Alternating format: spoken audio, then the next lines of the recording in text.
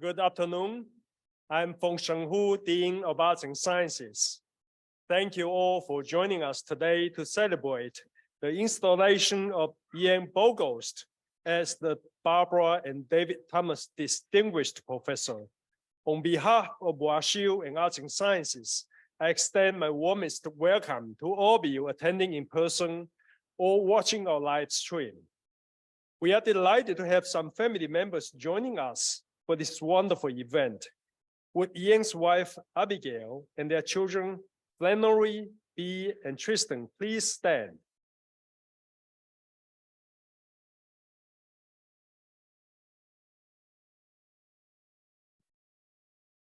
We're also so pleased to have Barbara Sharps Thomas and David Thomas with us. David, thank you for being here virtually. And we are so glad to welcome your son, Jeremy, daughter-in-law, Emily, and grandson, Edmund, to our campus today. Will you please stand?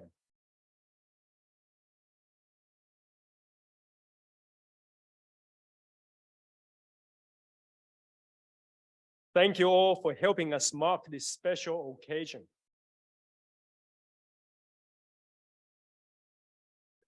Now, professorship installations are among my favorite academic celebrations. They allow us to step back from our daily work to acknowledge our outstanding academic community, and they provide a chance to recognize all the elements that make our university so remarkable: stellar faculty, pioneering discoveries, supportive family members and colleagues, and exemplary members of our alumni community. We are only a quarter into 2023, but it's already proving to be an exciting year. As many of you know, we are in the midst of making our strategic vision a reality. We're investing in our students, faculty, and community in ways that will change the landscape of arts and sciences and Washington University for decades to come. In short, we are at the start of a transformative era. Our vision entails pushing the boundaries of traditional academic disciplines to create new avenues for discovery, and then pushing those discoveries out into the world in ways that are novel, impactful, and accessible to the broader public. In so many ways, Ian Bogost embodies these objectives. His work blends a wide range of passions and disciplines with his own unique energy and enthusiasm. Ian's many job titles include Professor and Director of Film and Media Studies, Professor of Computer Science and Engineering, prolific author, public scholar, contributing editor at The Atlantic, and award-winning game designer with the independent studio he founded, Persuasive Games, LLC. Ian's scholarship intersects with the vital fields of digital storytelling, design, science, and culture, and he has a talent for making complex ideas compelling, relevant, and accessible. His many articles and books blend humor with sharp cultural insight. As an example, in his recent Atlantic feature on the redesign of the LaGuardia Airport, Ian writes that we often pretend that reason drives big changes, but it is passion that always takes the wheel. Ian has certainly contributed his passion as we implement our strategic plan and establish the decade of arts and sciences. He co-leads our signature initiative in public scholarship, which has a goal of making research more visible, accessible, and impactful to the general public. Ian has also been key to welcoming and integrating new colleagues who are part of our digital transformation initiative. And beyond our school, Ian is playing a pivotal role in building new bridges between arts and sciences, the McKelvey School of Engineering, and the Sam Fox School of Design and Visual Arts. Ian holds a joint appointment in McKelvey, and you'll soon hear more from Dean Aaron Barbeck about Ian's unique contributions to our schools and the broader community of WashU. And of course, we will not be here today without the generosity of the Thomases. Barbara, an Arts and Sciences alumna, and her husband, David, have supported WashU through exceptional service, dedicated leadership, and transformational giving for more than 2 decades. Much like Ian, Barbara's interests and talents are deep and wide-ranging. As a WashU undergrad, she studied both math and drama, and she has continued to blend those passions throughout her life. She spent a great portion of her career as the CFO of HBO Sports, where she helped launch E-Entertainment Television and changed the landscape of the sport of boxing with the negotiation and management of multi-million-dollar pay-per-view events. After retiring from HBO, Barbara focused on her love of theater, and she has appeared on stage, on TV, and film. She recently narrated the Emmy Award-winning documentary, Our World by Degrees in Search of Refuge, which examines climate change and ecosystem dynamics at WashU's Tyson Research Center. And Barbara, so that you know, it happens to be the topic of my last NSF grant. David Thomas had a successful career in finance before finding what he calls his ultimate passion as a history teacher at Travel Day School in New York City. He became chair of the department. As chair, he created the first high school curriculum in digital humanities, an interesting connection to Ian's work.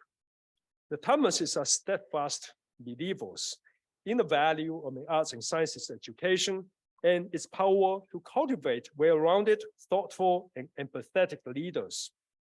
They have endowed 3 scholarships in arts and sciences, funded multiple annual scholarships, and created a student development fund in the Department of History that provides research and internship stipends to undergraduate students. Prior to establishing the Barbara and David Thomas Distinguished Professorship, which we're celebrating today, the couple created the Barbara Sharps Thomas and David M. Thomas Professorship in the Humanities, currently held by Professor Gerhild Schultz-Williams, who I believe is in the room. Or maybe in the room tonight at dinner. Yeah, okay, she's online, great. Barbara also gives generously to WashU when it comes to her time and expertise. She has been a member of the Arts and Sciences National Council since 1994 and currently she serves as the chair of the council, a position she has held since 2009. As dean, I have benefited directly from her wisdom and guidance throughout the past 2.5 years. Thank you, Barbara, for that. She's also a member of the Washington University Board of Trustees, serving now for nearly 3 decades. And she also chairs the New York Regional Cabinet. So thank you, Barbara and David, for your generosity and unwavering support to WashU. Your leadership and philanthropy have made a lasting impact on our students, our faculty, our school, and the entire WashU community. We greatly appreciate all that you do. And now, Chancellor Martin and Barbara, would you please join me on stage?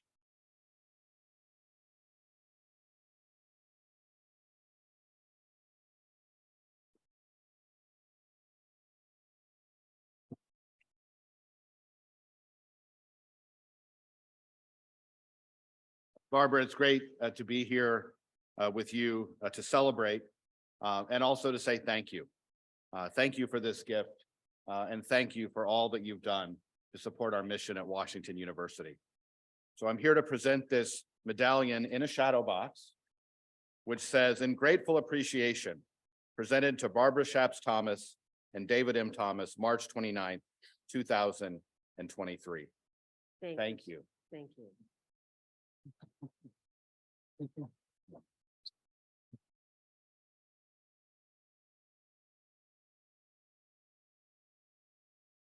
Do I get to talk? The mic is now yours. All right. Oh, that's dangerous. I'm telling you. We're going to cut it off after a few minutes. Okay. All right. My grandson is not yet 4 and he's my biggest critic. Years ago at a similar WashU event, I horribly misquoted Dickens' A Christmas Carol. Really badly. So I really want to thank you for having me back here after that disaster. I won't repeat my mistake. And now an excerpt from James Joyce's Ulysses. All kidding aside, wait for laugh. Yeah, okay. That humorous moment, however slight, works because of our shared love of the humanities. Now, I think we can all agree that humanities are vital to understanding the human experience. To be able to put oneself in someone else's shoes is critical. To be able to communicate, to be able to tell fact from fiction, to be able to step outside your silo and see the whole world, English, history, philosophy, language, humanities. Now more than ever, they need to be strengthened and prioritized, and Dave and I are looking forward to watching the growth in collaboration under Professor Bogost's auspices. Digital tools, Ian's expertise, as you've just heard, are so powerful and can structurally change how one can study and monetize English, history, philosophy, language, allowing WashU to produce the best and most empathetic lifelong learners and leaders in this world. For example, how should we tell the story of St. Louis? A scholar could write a well-researched monograph for an appreciative academic audience. Or, on the other hand, a group of scholars could collaborate on a digital media site that engages with the city itself, growing and changing each year as new understandings emerge. This flexible format makes scholarly work more accessible to all, both scholars and the rest of us. And isn't that part of our WashU mission to create leaders making learning available and accessible to everyone? As Yamina Ramirez concluded in her marvelous book, Femina, A New History of the Middle Ages Through the Women Written Out of It, quote, as movements like Black Lives Matter, Me Too, the fight for transgender rights, and an ever-growing number of suppressed voices rise up to capture attention across the world, so we must adjust how we have traditionally engaged with the past. Scrutinize how you have been taught. Ask questions about what stories you're not hearing, and push aside of comfort zones in search of less well-trodden paths. We are all responsible for how people in the future will interpret the historic times we are living through today. But first, we need to look backward to understand where we are now and create the future we want to see. I am inspired by the faculty here, knowledge and passion for understanding and growth. I love the students who come here they're coming here eager to learn and grow. And I embrace the addition of digital tools to enhance learning. I particularly love the melding of digital tools and humanities. Ian is at the nexus. It is critical to the strengthening and making meaningful the necessary learning of how to think, how to communicate, how to be in another's shoes. I wish you all the success for this burgeoning area. Thank you.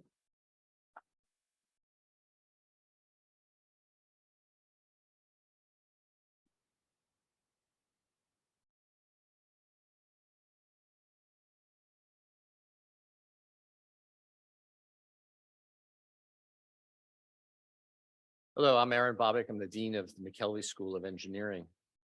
It's actually very fitting that I follow Barbara. I had the honor of chairing the committee searching for a new Dean of Arts and Sciences, which eventually brought us Dean Hugh. And Barbara, as the chair of the National Council of Arts and Sciences, served on that committee as well. And frankly, I was terrified. The reason is, in my very first academic affairs meeting as a dean, Barbara, who was on that committee, said, and I quote, "With all due respect to the other schools, we all know that arts and science is the heart and soul of Washington University." I'm thrilled to say that during the period of time that we ran the search, Barbara and I have become very good friends, and I've come to understand her perspectives on this. And there's an interesting sort of karma coming together here of Barbara and me and Dean Hu, and then all together bringing Ian here. It really does help complete a bunch of that opportunity and see what happens. So I'm really grateful to be here. My job now is to introduce Ian.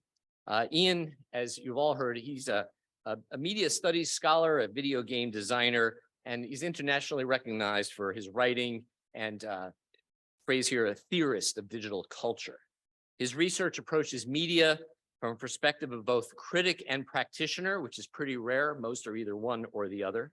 Produced a bunch of distinguished publications, in particular his books. And I would encourage you to pick up one or two. He's done 11. I would encourage you to pick up one or two. I really enjoyed Persuasive Games that was mentioned, but they're all terrific. His most recent one, if I get this right, Play Anything, The Pleasure of Limits, The Uses of Boredom and the Secret of Games, which really has a sort of clarification of what we mean by having fun. And I will say that one of the things that when I think about Ian, it's always a nuanced opinion, right? And you really have to, I mean, I'm very fortunate that I don't have to just read what he says. I can then talk to him about it and then to really understand. Ian completed his doctorate in comparative literature at UCLA in 2004. And I ask you, how many people who did their doctorates in comparative literature are now rock star video game designer types?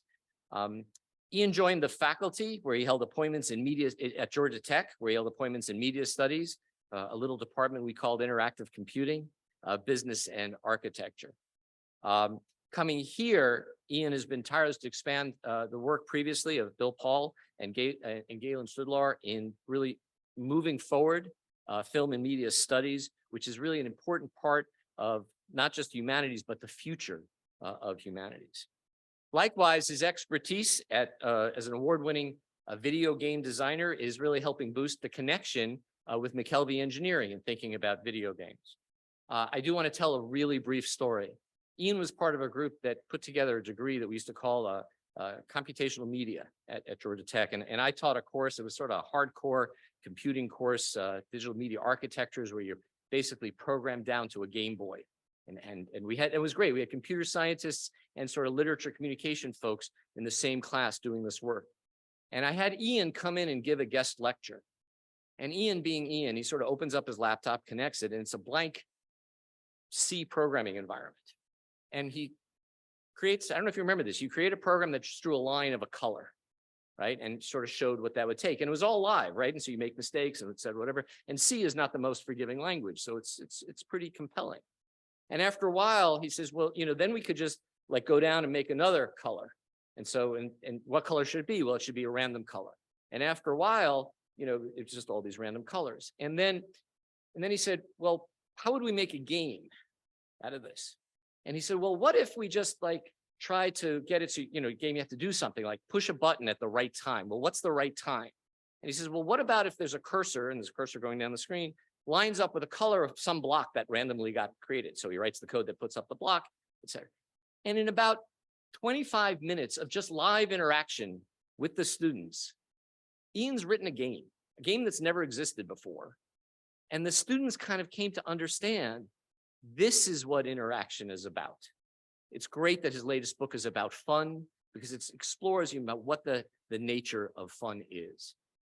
Ian's approach here is really going to help us break down disciplines within the university, bring important perspectives between arts and sciences and engineering, which benefits all of us.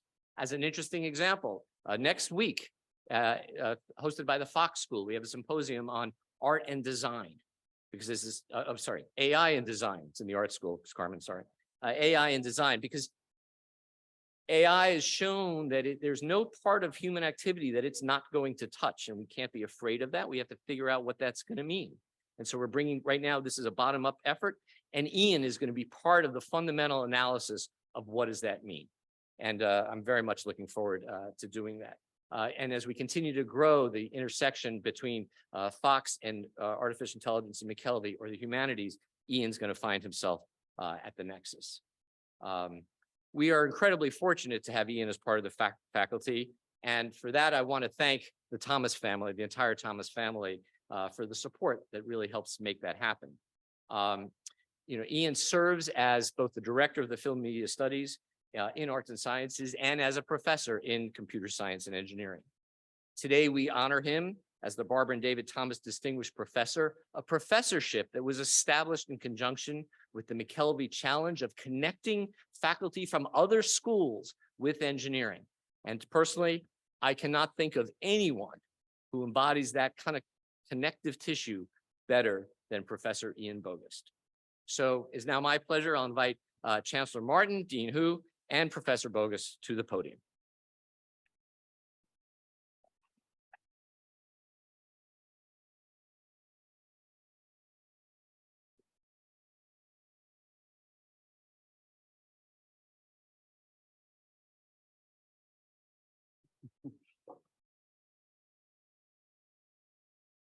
Ian, we are so pleased that you are here with us, leading at Washington University and touching so many of our academic programs here on the Danforth campus. It is my honor to present this medallion to you. On the front, it says Barbara and David Thomas Distinguished Professorship in Arts and Sciences. And on the reverse, Ian Bogost, March 29th, 2023. Ian, congratulations.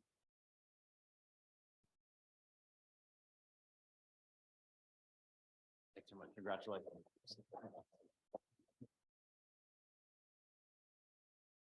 All right, we're on. Okay.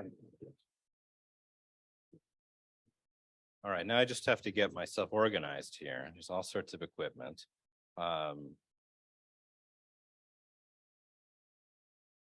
While I'm doing this, no, let me get it set up here. Okay.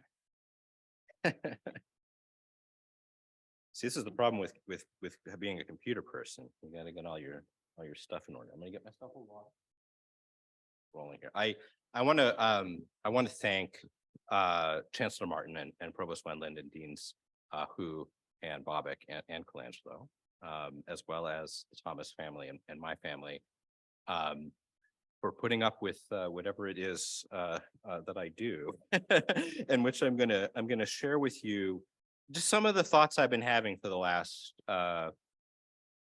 few years, updated for more recent events too.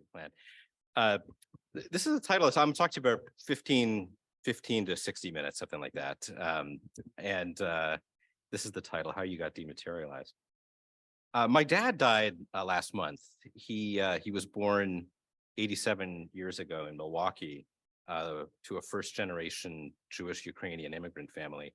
And they were pretty wealthy at one point, but the Depression completely knocked them out. And when I was rummaging through documents after the Russian invasion last year, I noticed that my great-grandfather, Yoska Bogoslawski, had listed his occupation as junk peddler. And I joke with my family that I'm joining the family business, so to speak. Kids dad's age, born between the Wall Street crash and the atom bomb, became known as the silent generation. I've always felt some affinity as a Gen Xer with the silent gens. They were silent supposedly because they had nothing to say or to do. A man goes bounding, one of them told Time magazine in 1951, a man goes bounding with no visible bruises among the paths of an over-organized society. But Dad did not go bounding without visible bruises. When he was 18, he fell asleep driving home at night and was thrown through the windshield and onto the pavement, where he sustained massive head trauma. And neurosurgery in 1954 wasn't completely perfected. And so he got permanently impaired from either the accident or the operation. or both. And if you're wondering why he wasn't wearing a seatbelt, it's because nobody was at the time. Wisconsin was actually the first state to mandate them, but not until 1961.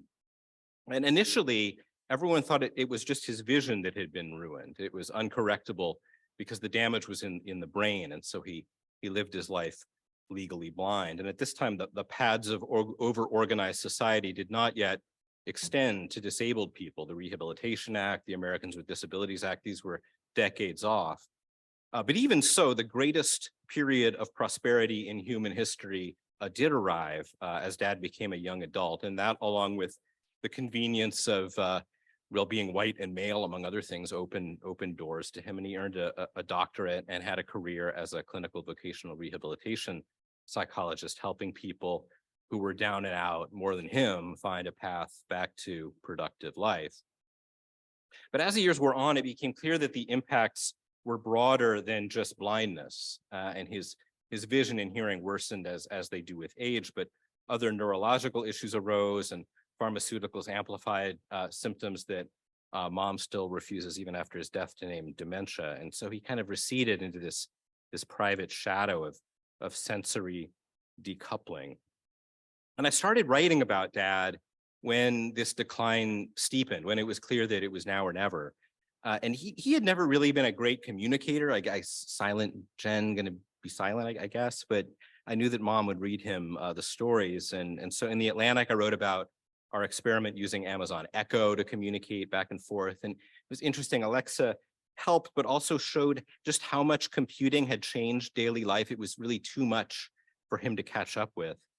And then in my book, Play Anything, which Aaron mentioned, I wrote about what I'd learned about respecting the ordinary world, the material world, from his blind view of it. And I revisited that chapter in which I wrote about him after he died, and my eyes stuck on this line, a list of examples of things, the brown buttons on hotel ice machines, which blend into the tan bezel that contains them. And it's just a line in the book, but it's one of the strongest memories of Dad that I can reconstruct in full. And what happened was, on a road trip in the early 1980s, a snowstorm forced us to stop for the night at the Little America Motel in Flagstaff, Arizona, which is, it's just not a place you would choose to stop. And there were no iPads back then, but a hotel trip meant a trip to the ice machine.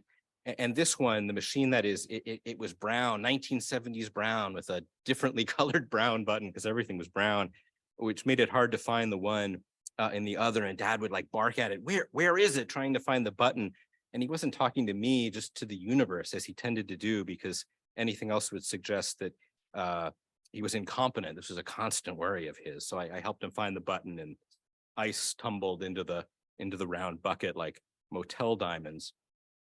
And this memory, I realized, resonated with me thanks to a mirror of it on a family trip to Chicago a month before Dad's death. My 8-year-old B, she found the hotel ice room. She found the hotel room ice bucket, which at this point was like, what is this thing? It was just a relic of an age before water bottles and mini fridges. And I explained what it was for. And we walked down the hall in our socks, and I told her there would be this machine with a button, and she could press the button and ice would come out of it. But there was no machine. There was just a standing freezer with small bags of ice piled inside it. I don't know, maybe the pandemic had made communal ice dispensing too suspect, but whatever the case was, the button and the delight that it held were gone, at least there. And maybe that seems like a small thing, you know, who needs to press a button for ice? Surely there are more important concerns, as extremism and inequality and climate change encircle us. But I submit to you that the unimportant stuff is actually more important than you might think. These big problems feel insurmountable because it's hard to gain a purchase on them. And, you know, as inequality became seen as structural, it also became kind of defenseless to any remedy. All action began to feel impotent. And I think that's because we also, at least in part, because we also can't seem to get a purchase on small stuff either. Like, we've lost meaningful control over ordinary life. And that loss has happened so slowly and so subtly that we haven't really noticed it. So I've been collecting examples of this tendency, and I only have time to share little vignettes of them with you today, but each one tells a little part of this story of how you got dematerialized. So they brought in the digital guy supposedly able to do all these interesting things across disciplines. I'm going to talk to you about toilets, but here we go. So people have been lamenting the end of the stick shift for decades, but this time it really is happening. And that's because electric vehicles are replacing combustion ones, and EVs don't require a gear shift. The motor spins the axle directly. And anticipating this change, big manufacturers like Volkswagen, they've just started ceasing production of their manual transmissions cars. And the practical benefits of the stick anyway, that it's, it's cheaper or better, had better fuel economy, easier to repair, all that stuff is long gone anyway. It was vanquished by engineering years ago. But all of those features, they'd become excuses to justify the real benefit, which was this sense of control over the machinery of human invention. As the automobile became universal, especially in America, even if you didn't drive one, even if you couldn't drive one, you couldn't avoid seeing others do so, or seeing them do so in movies, or even just in memory. And so this apparatus became a cultural symbol of the human body working in unison with the engineered world. And that's the thing that we're losing. Even as computers have replaced transmissions and almost everything else, at least the stick was still out there moving gears in and out of mesh with the car's lay shaft. My older daughter Flannery, when she was little, when she was maybe 3 or so, she sometimes had to bow out of public restroom trips, because she'd go in and she'd be like, "Nah, it's a magic potty, no thanks." And it was magic because of these IR sensors, these infrared sensors that flush for you. But she was little, so they couldn't see her, and it would just like unleash this violent flush underneath, which has probably happened to most of us too. We just don't talk about these things in polite companies such as this, but here we are doing it. And even if you survive the toilet stall, all these other failures await you outside: the faucets and soap spigots and towel dispensers. And the thing about, I've spent quite a bit of time looking into this stuff, and they don't even save any resources. The automated toilets and faucets actually increase water consumption. The dispensers mete out towels, like that much towel, so miserly that people take more than they would have otherwise.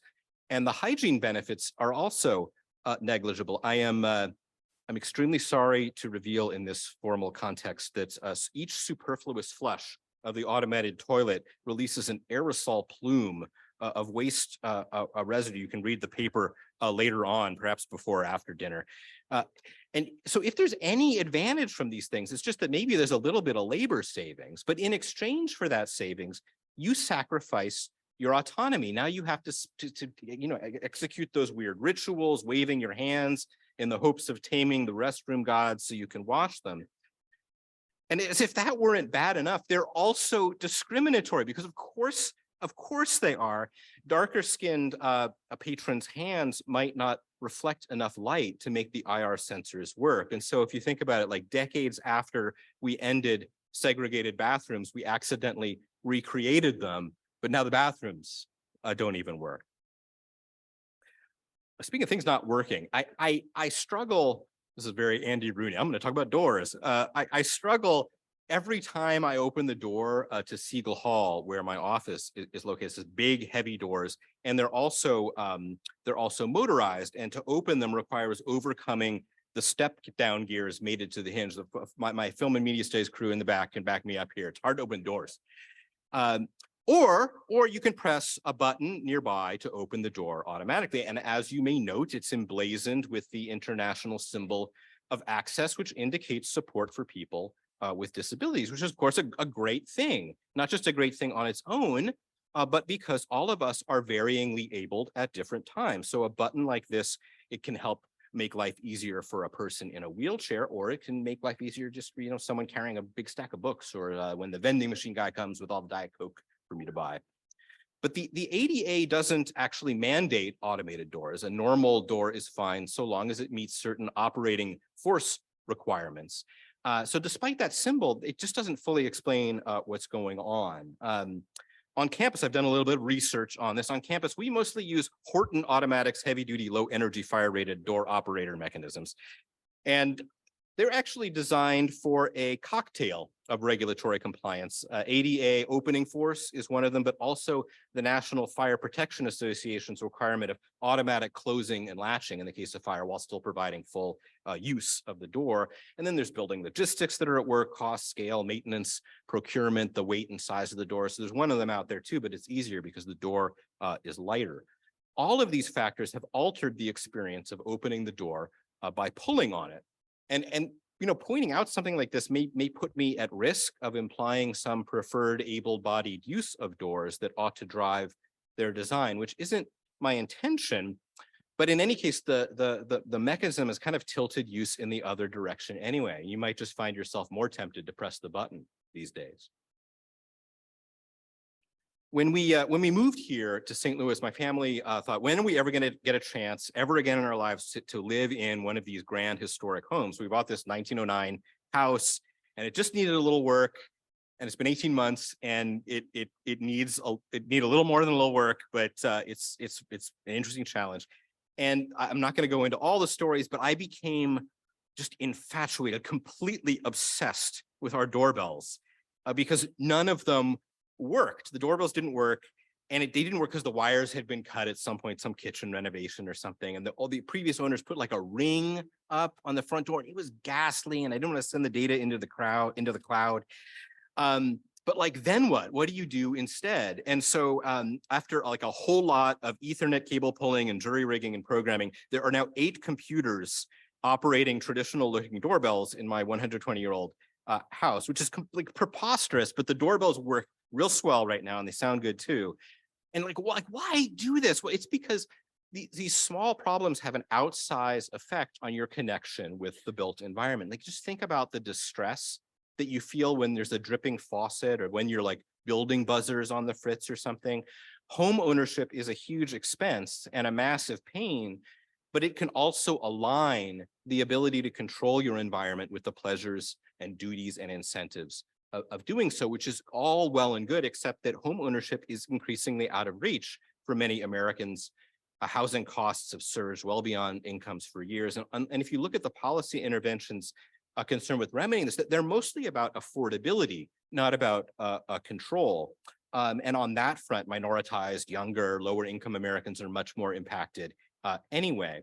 So like, if you rent, even if it's affordable, you're alienated from the long-term and short-term benefits of property improvements. You don't have any stake in the upside. And if you intervene, it's construed as damage anyway.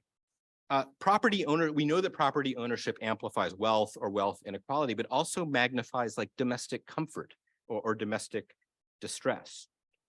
And of course, homes aren't just homes anymore either. They're also workplaces now. The pandemic made remote work appealing and possible for millions, and then it put them in conflict with employers who wanted them back in the office. And we know that that debate wasn't available to service and retail workers. And even though they're paid less, they have worse jobs, perhaps, at least the bus driver knows why their work happens where it does, whereas knowledge workers are completely alienated from the location of their labor. If they can be just as productive at home, then it almost poses an existential problem, like work's purpose becomes unmoored or disconnected from any context.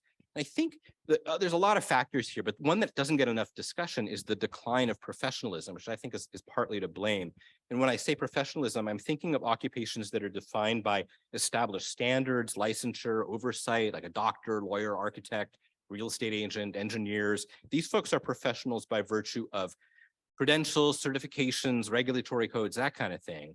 And this kind of work, it almost fuses trades with knowledge work. And in so doing, professionals enjoy these specific sites for work. The physician has a hospital round, the lawyer appears in court, the architect visits a work site. And moving between these generic and specific sites allows professionals not only more concrete labor, but also like a kind of naturally hybrid work environment. You can get a round of golf in on your way home from the clinic, perhaps. But over time, professional occupations also got contorted back into office jobs, thanks in part to technology, but also to consolidation, bureaucracy, and other factors. So these days, unless you're laying brick, you're probably just a body at a computer. Speaking of computers, have you tried to buy something lately on the internet, like Amazon.com, like a rug or a pair of shoes? And it feels almost, there's never been a time when we have greater access to so much, but it feels almost impossible to do this. And one reason is that Amazon in particular has almost ruined its retail business with this secret ad placement Hunger Games. First, the thing that they did is they massively grew their third-party seller program, which is called Amazon Marketplace, and that accounts for more than half of their products now. And when you increase the number of products, that makes it harder to find any singular good. So the company started offering marketplace sellers the option to buy these sponsored search results to gain advantage. And in fact, Amazon now makes tens of billions of dollars a year selling ads on Amazon.com to the wholesalers who sell products on Amazon.com, which is a completely parasitic arrangement. The sellers are pitted against the buyers and one another to scrabble for position. And so that's why when you find yourself like, what? Like, that's not what I looked for when you're looking for a simple product. Instead, you get all this random junk. You think that you're asking Amazon for a colander or a jog or a rug or whatever, but the service actually throws your request to 2 million marketplace sellers fighting for scraps. So you're almost not really shopping at all. You're wading through the aftermath of their battle. Aaron mentioned AI, and if you haven't heard of it, there's this thing called ChatGPT, which is a large language model driven AI that's taken the world by storm over the last few months. And you can give it really very, very little input and get a lot of output back. So I can ask it to write an email, even like a pretty specific email, and it will produce an incredibly convincing response. But look, I'm sure, Barbara, you receive a lot of emails. Maybe you don't want to read all your emails. So you can just ask the AI, like, just summarize the email for me. Give me the high points here, please. And it's like there's a future in which maybe everyone will be using computers to write emails that only computers read.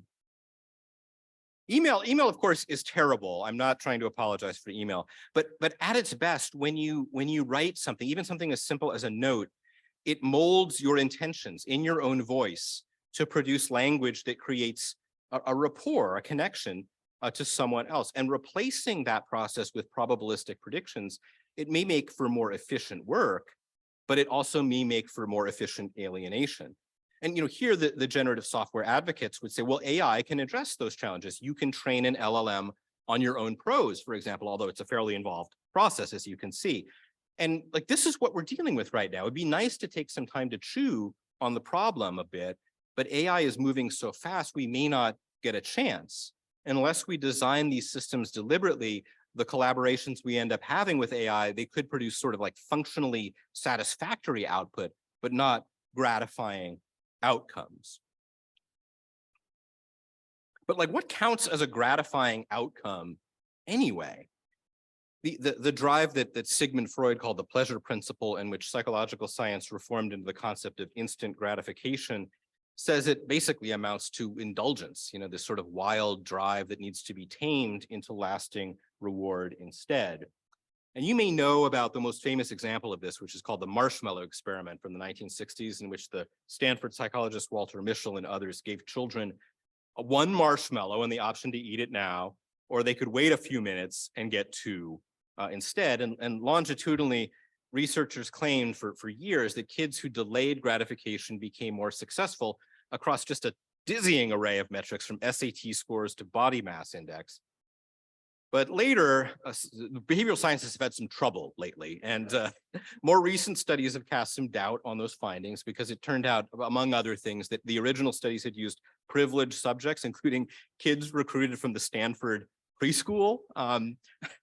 And once you recorrelated the results against socioeconomic conditions, the marshmallow test's ability to predict achievement basically vanished. But those new conclusions, those reforms of those studies, they still kind of assume that instant gratification is bad. They just excuse it on account of systemic injustice, right? It's supposed to suggest, well, like, just reduce income inequality instead, which, yeah, I mean, fine, that seems like a good idea to me too, but there's something lost in it, which is that which any child could tell you what's lost in that conclusion, which is that marshmallows are delightful. They're pleasant to eat, for starters, but also to hold and to behold.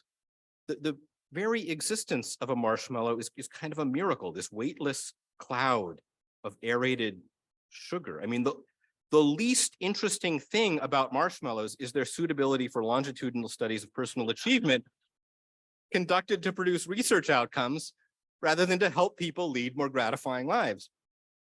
So I mean, I will admit, I've always had kind of a messed up relationship with psychology, thanks to living with my father, a psychologist, and he would say, it takes one to know one, which I think is an offensive joke now. But even if it is offensive, it's kind of only so in clinical practice, not in the research lab. And it makes me think of this old joke about university professors, which goes, my son is a doctor, but not the kind that helps people. And that's kind of my kind, right? I'm the junk peddler. But my dad was, he was the kind who helped people who emerged from neglect into accidental calamity, and he helped them try to find a way out. And I faced this quandary of what to do about this. Unexpectedly at Dad's memorial a month ago, one of the guests introduced himself as Jay, the tree guy. Hi, I'm Jay, the tree guy. And this is like typical of mom. She'll befriend anybody, the tree trimmers, waitresses, which is this, it's a great practice that I think she may have drawn from years of running Dad's private practice. And anyway, Jay said he'd read my book, Play Anything, the one with the ice bucket. And he said, he helped me a lot. Help me a lot, he said, when I can't get my foothold right on a job, or if I'm frustrated with my kids. And then his wife told me that they'd been passing it around to family or buying copies for friends. And I've been fortunate that this is not the first such story I've heard from my readers, but it was the one that I heard there at Dad's funeral from Jay, the tree guy. So maybe a philosopher of junk can still learn to be a clinician, and perhaps that's an aspiration to embrace, given this opportunity to stake one anew. So, you know, you live your life for the big things, for graduations and weddings and ceremonies like this one, or so you think. But, you know, like while you're waiting, this endless barrage of small stuff crashes into you as you shift cars and enter buildings. And you just spend too much time with those trivialities to deem them trivial. So don't construe them as just symptoms of systemic problems, or as marshmallows distracting you from wiser ambitions. We deserve gratification from all of them, because those moments with the ice buckets and the door handles and the faucets and the search bars together, they form the bulk of our lives. Thank you so much for coming today. I really appreciate your attention.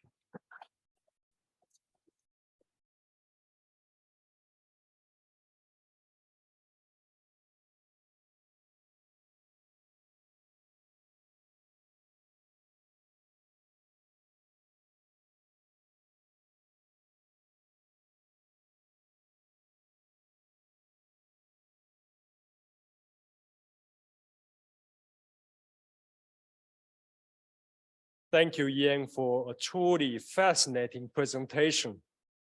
I think Ian has 11 books and something like 300 articles. You can see that he has enough ideas for another 11 books and another 300 articles to be published in the next 5 years. 3? Okay. Overestimated the number there. Okay. Well, thanks so much. And Barbara and David, thank you for your generosity and steadfast support of our incredible faculty and our university. And thank you all for joining us today. For those of you who are with us in person, please join us for the reception in the back of the room here.